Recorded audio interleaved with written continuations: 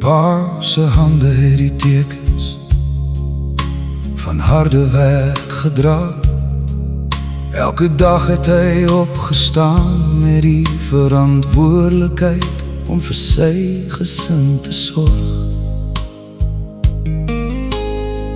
Hy het nie net vir ons voorsien nie, maar ook vir ons geleer wat reg en verkeerd is.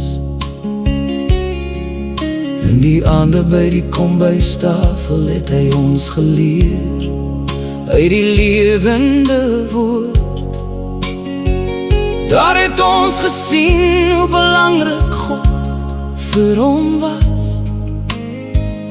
Hy het ons geleer om op God te vertrou, ongeag die omstandighede.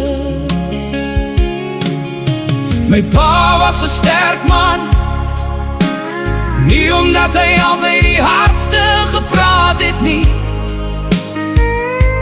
maar omdat hy standvastig gebly het. En so was hy ook nederig. Hy het ons groot gemaak met respek vir God, sy liefde, sy gebede en sy voorbeeld leef steeds in ons voort. Op hierdie Vadersdag wil ek vir hom dankie sê. Dankie vir alles wat hy vir ons gedoen het.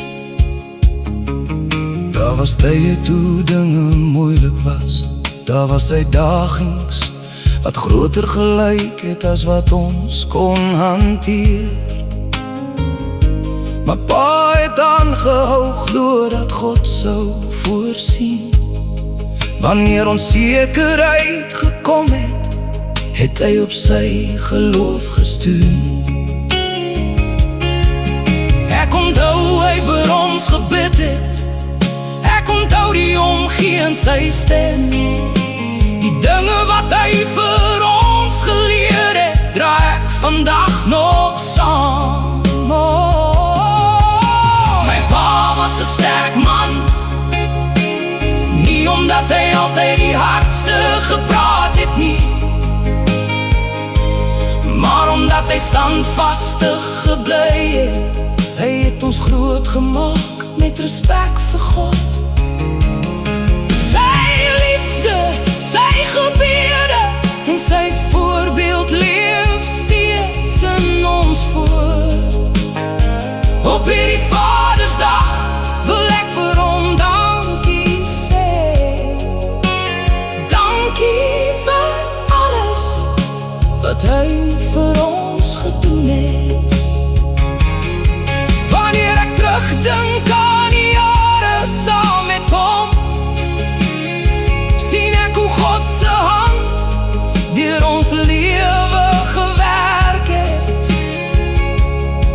Die belangrikste ding wat pa vir ons gegee het, was sy voorbeeld van geloof.